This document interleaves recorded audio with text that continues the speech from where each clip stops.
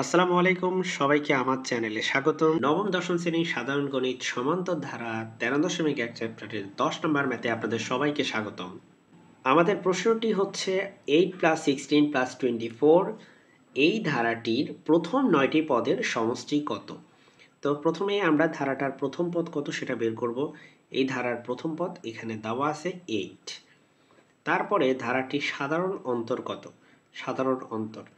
সাধারণ অন্তরকে আমরা ডি দিয়ে প্রকাশ করি। এই সাধারণত ডি বলতে বোঝায় যে কোনো পদ মাইনাস তার আগের পদ।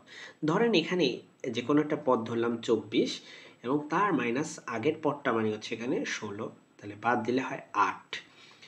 এরপরে আমাদেরকে করতে হবে কি ধারাটির প্রথম 9টি পদের সমষ্টি। তাহলে চলেন আমরা আগে n-তম পদের সমষ্টি বের করি।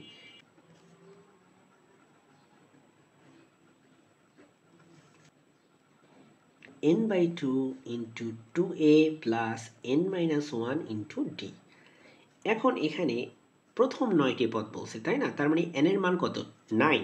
n এর মান হচ্ছে 9, 9/2।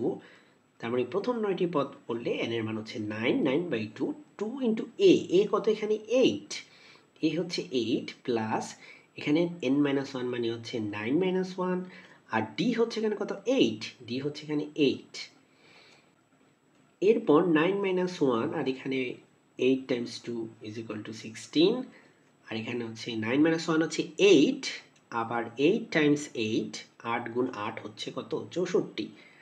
হ্যাঁ, তাহলে এখানে হচ্ছে আমাদের থাকলো 9/2, আর এখানে 16 আর 64 যোগ করলে কত হয়? 16 আর 64 যোগ করলে হয় 80।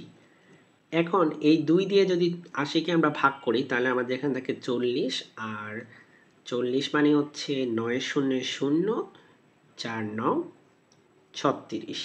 তার মানে আমাদের অ্যান্সারটা হচ্ছে 360। সকলকে ধন্যবাদ এই ভিডিওটি দেখার জন্য।